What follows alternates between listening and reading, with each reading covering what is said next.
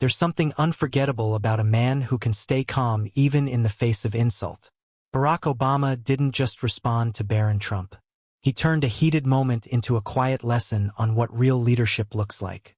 The evening light poured softly through the tall windows of the private library inside the old building in Washington. D.C. dust floated lazily in the glow, the kind of golden haze that makes even silence feel heavy. Two chairs faced each other across a wide oak table.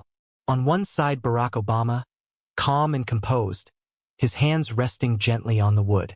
On the other sat Barron Trump, taller now, grown from the quiet boy people once whispered about into a young man trying to understand the world he was born into.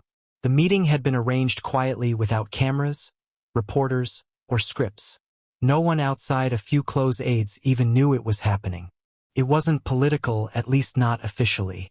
It was meant to be a conversation, a chance for two generations to talk about leadership, choices, and the price that comes with both. But under the surface there was tension, deep tension.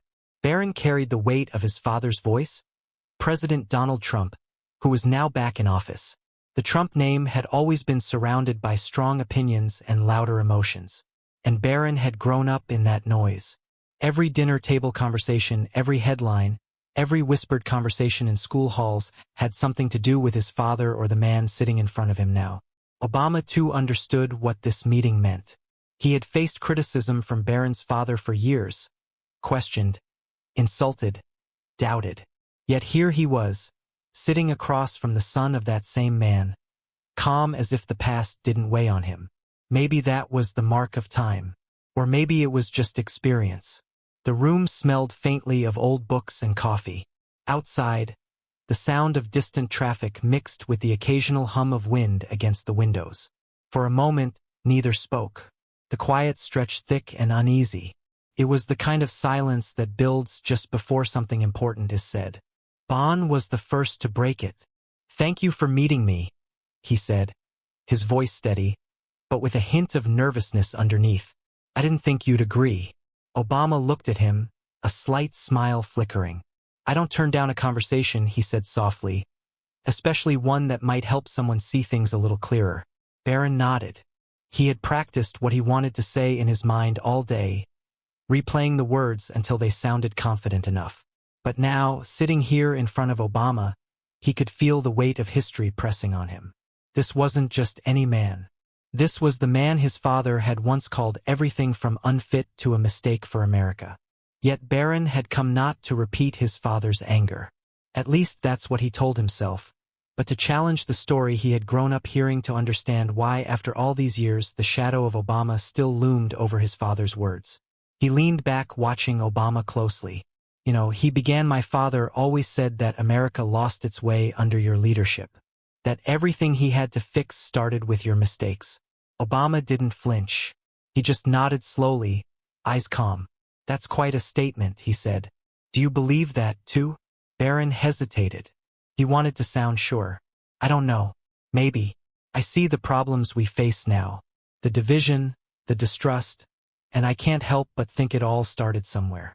Obama folded his hands. "And you think it started with me?" Barron met his gaze. "Maybe not all of it, but yes, some of it.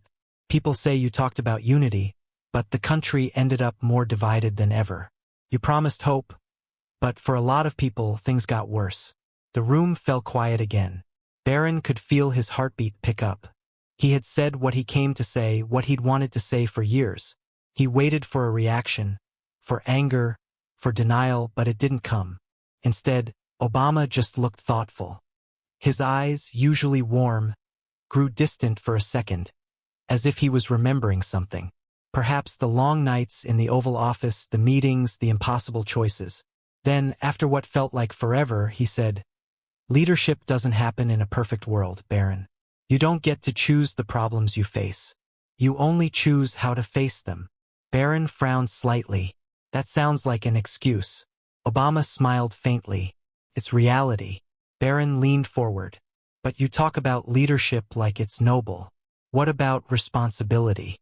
What about the damage that lasts after someone leaves office?"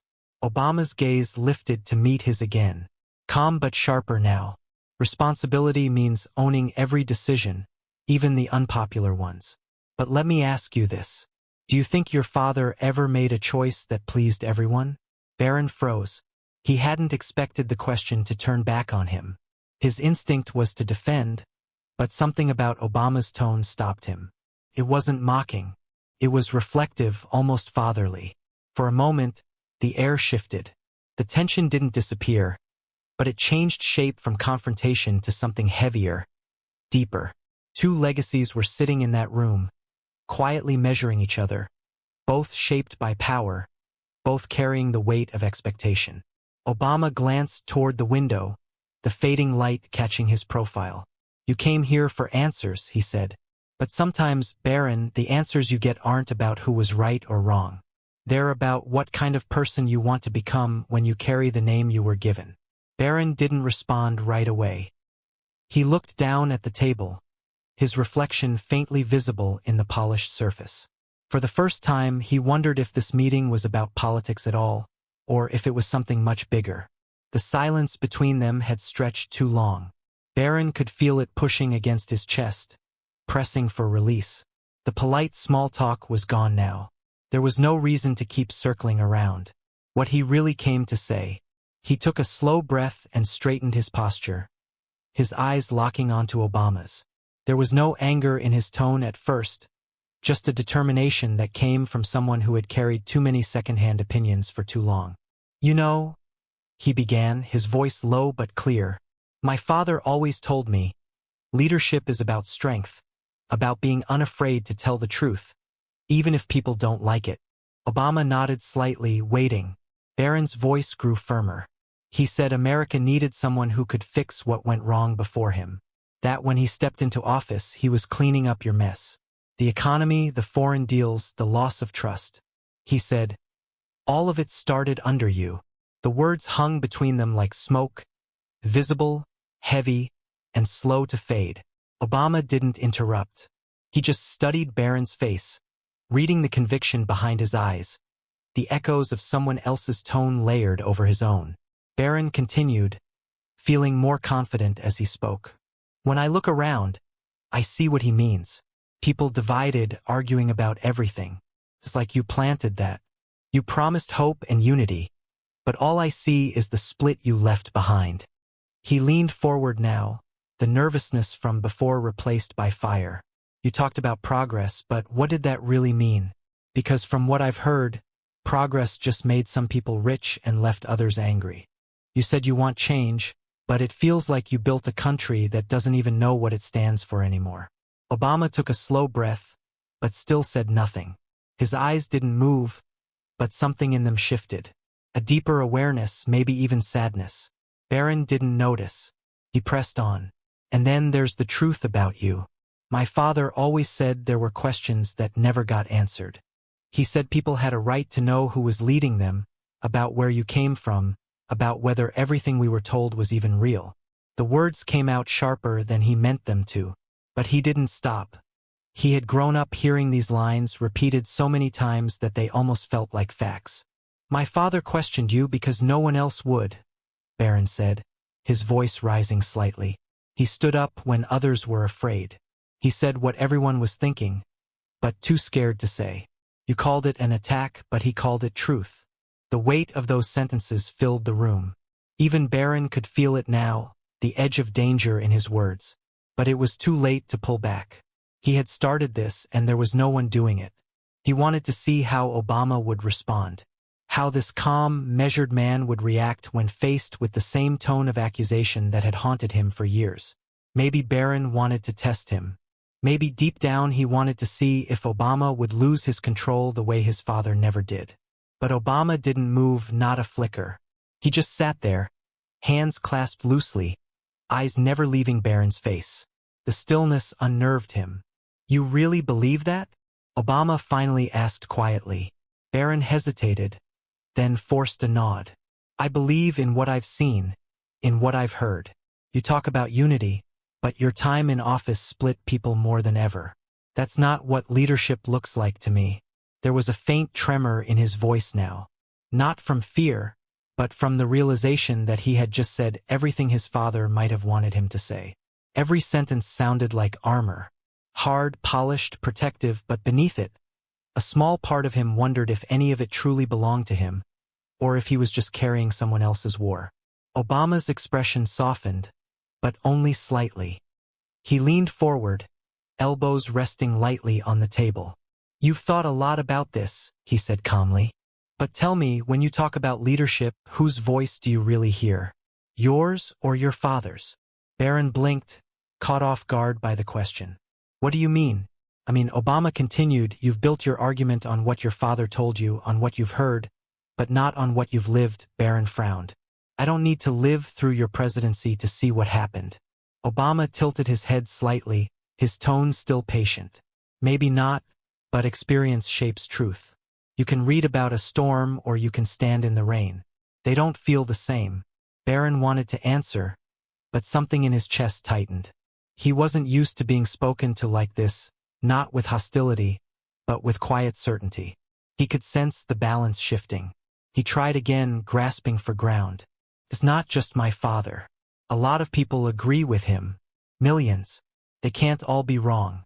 Obama smiled faintly. "They can all be human." That answer landed harder than Barron expected. For a moment, he didn't know how to respond. He could feel the frustration building, the urge to push harder. "Maybe," he said finally, "but they were right to question you. You never really answered them. You just ignored it, like their doubts didn't matter." Obama's eyes narrowed slightly, but his voice stayed even. "No, Barron. I didn't ignore them. I just refused to live by them." That sentence hit like a quiet thunderclap. It wasn't loud or angry, but it carried power. Barron could feel it. The truth wasn't always in the shouting. Sometimes it was in the stillness that followed. For a moment, both of them sat there. The air between them charged. Barron's shoulders tensed. He had started this conversation to confront a man from his father's past. But as he looked into Obama's calm, unwavering gaze, he realized something unsettling. He wasn't sure anymore who was confronting whom. The heat of his words began to cool, replaced by something harder to define. Respect maybe, or confusion. Whatever it was the first time Barron Trump wasn't sure he wanted to win the argument. For a moment, the silence after Barron's words felt like it would never end. The fire that had burned in his voice still hung in the air, but now it began to flicker. Across the table, Obama's calm presence seemed to swallow the tension rather than fight it. He didn't rush to reply. He didn't meet aggression with defense. He simply watched Barron, his expression steady, as if he were looking past the surface, into the thoughts behind the young man's anger. When he finally spoke, his tone was low and deliberate. The kind that made you listen even if you didn't want to. "You've learned to speak with your father's certainty," he said. "Strong words, clear judgment. But let me ask you something.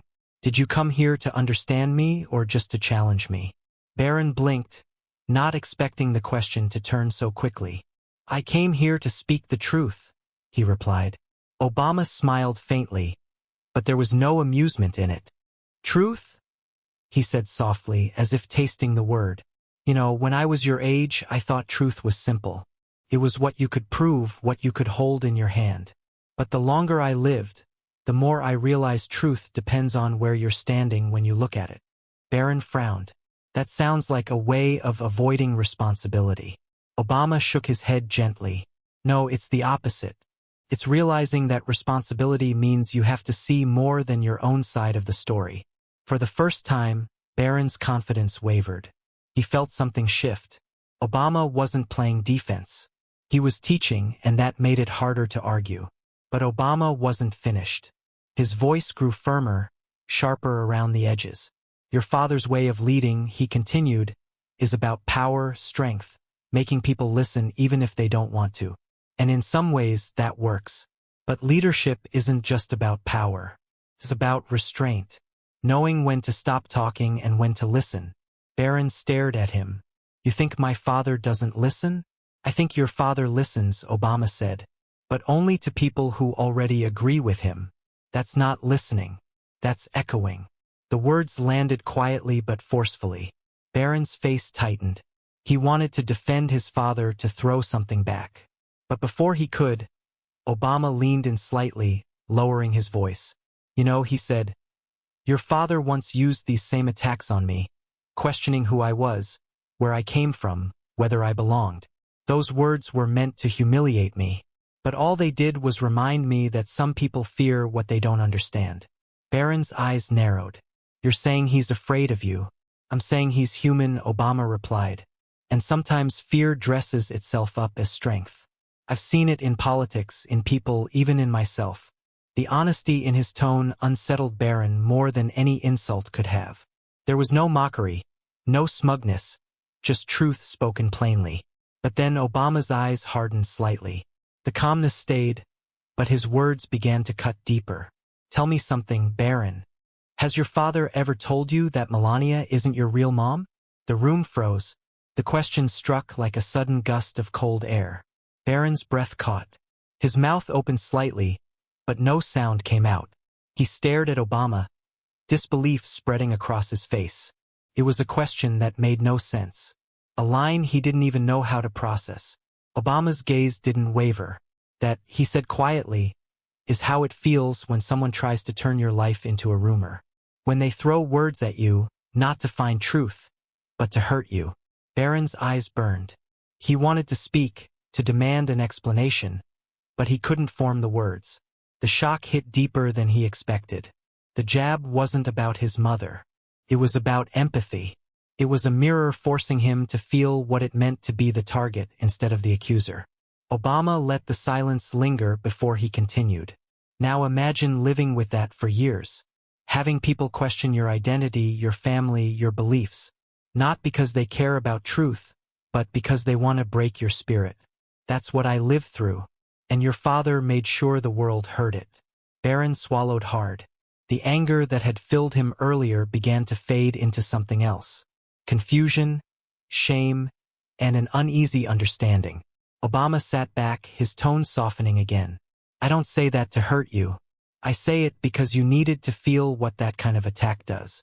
You needed to see that words have weight. You can throw them like stones, or you can build something with them. Your father chose the first. You still have a chance to choose the second. The words settled slowly, their meaning sinking deeper with every second.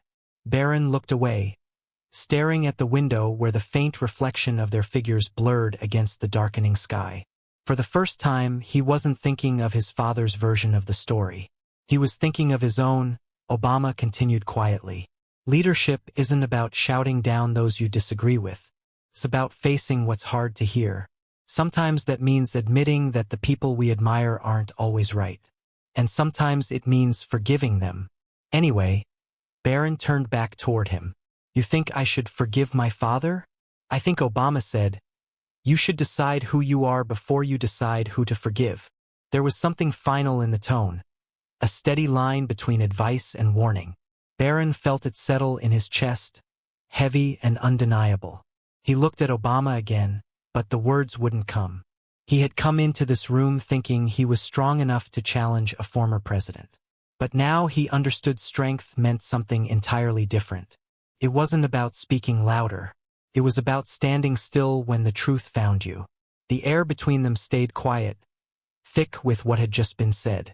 Somewhere deep inside, Barron felt a strange mix of respect and resentment. He didn't want to admit it, but Obama had made his point. For the first time in his life, Barron Trump wasn't sure if his father's lessons about strength had taught him everything he needed to know. The air in the room had changed completely. The sharp energy that had filled the space earlier was gone, replaced by something heavier, quieter, like the stillness that lingers after a storm has passed.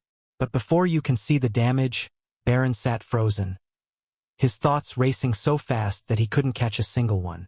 Obama's words still echoed in his mind. Did your father ever tell you that Melania isn't your real mom? He knew what the former president meant. It wasn't about truth or rumor. It was about pain. It was about what it feels like to be on the other side of a lie. But understanding that didn't make it hurt any less. Barron blinked a few times, trying to pull himself together. His throat was tight, his heart pounding. He wasn't used to feeling like this, caught off guard, stripped of control. He wanted to fight back, to say something clever, something strong. But the words wouldn't come. Across from him, Obama didn't gloat. There was no satisfaction in his face, no triumph in his eyes. He simply watched, his expression steady, as if waiting for Barron to find his balance again. When Obama finally spoke, his voice was calm, almost gentle. "You see how that felt?" he asked quietly. "Just for a second, your world shook. You wondered if something that's part of who you are might not be real. Now imagine living like that every day, having millions of people question you, mock you, doubt your existence. That's what it means to be on the other side of those words." Barron swallowed hard. He didn't look up. He couldn't. The truth of what Obama was saying hit him deeper than he wanted to admit. Obama leaned back slightly, his tone turning reflective. "When I was in office, I learned something very quickly. You can't please everyone. You can't even reach everyone. But you have to try. You keep your head up. You make your choices. And you let time decide what kind of leader you were." He paused for a moment, eyes softening. "I made mistakes. Every president does. But I stood for something. That's the difference. Your father stands for himself.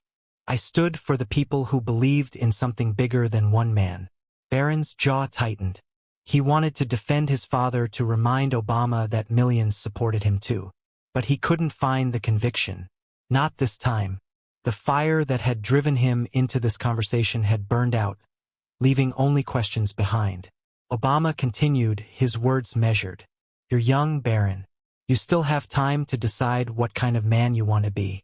You can keep living through your father's battles, carrying his grudges, fighting his enemies, or you can start building something of your own."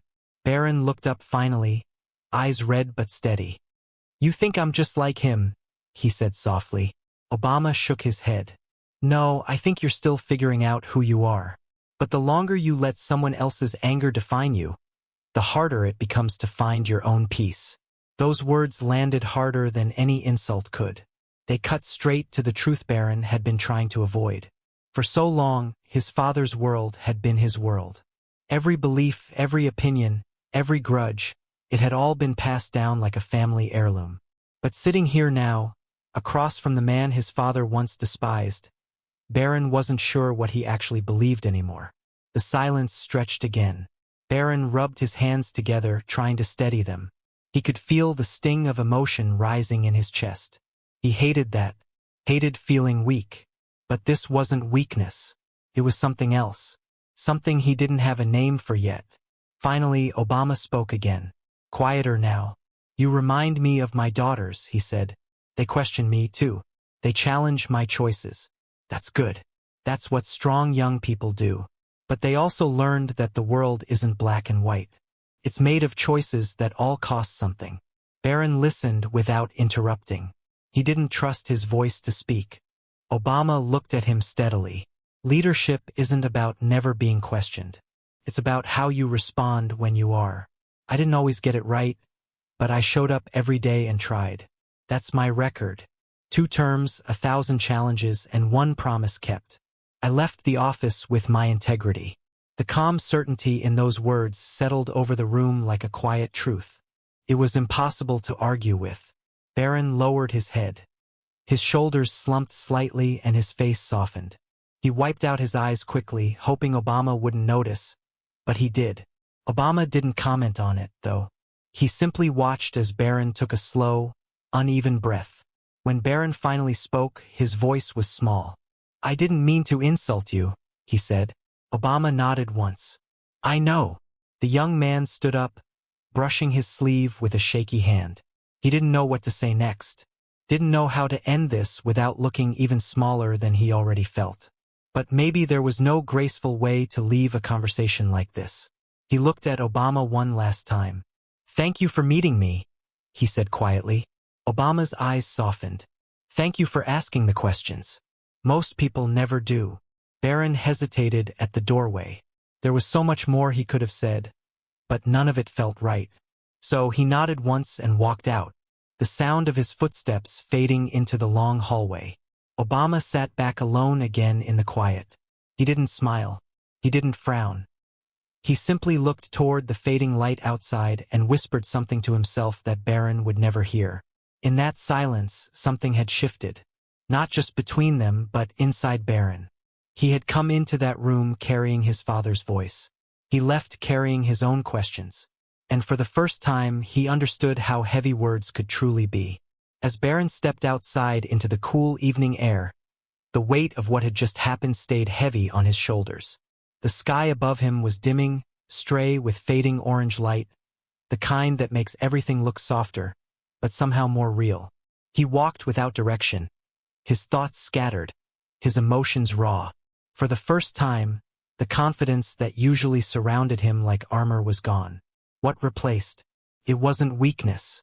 It was awareness. Inside that quiet room, something fundamental had shifted in him.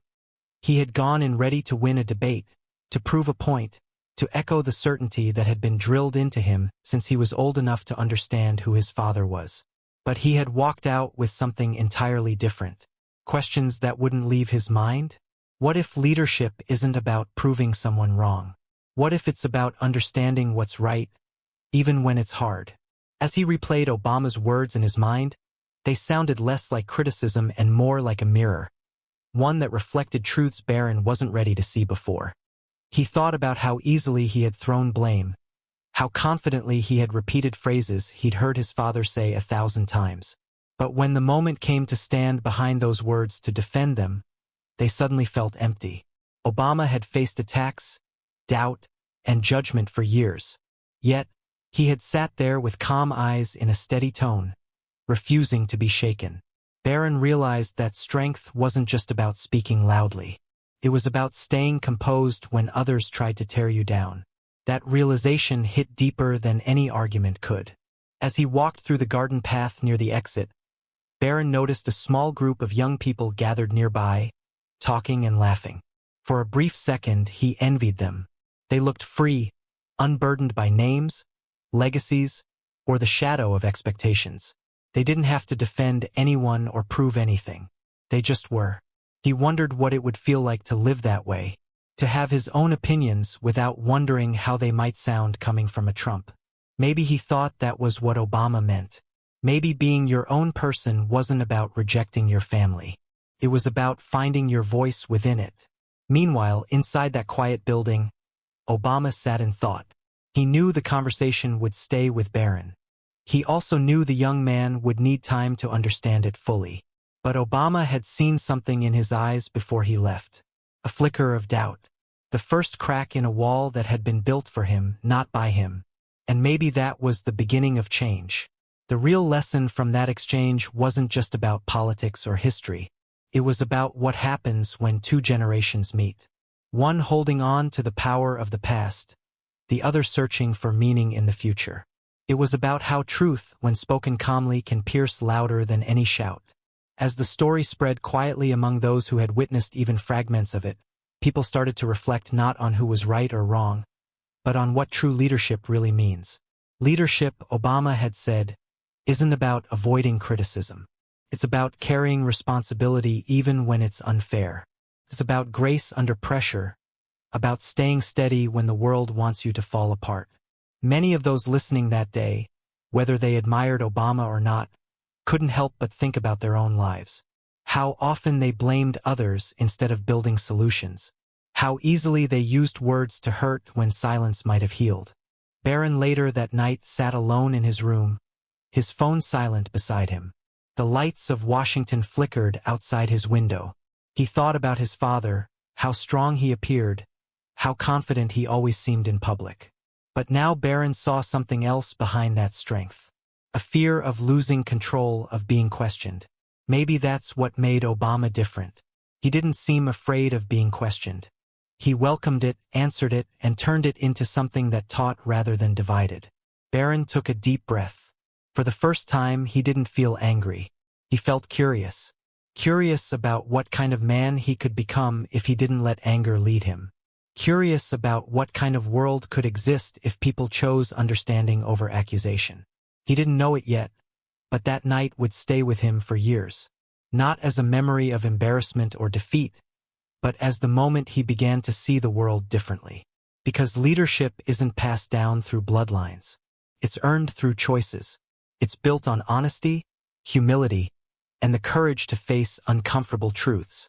Obama had shown him that in a single conversation, without shouting, without threats, just by standing firm in who he was. The next morning, Barron stood in front of the mirror.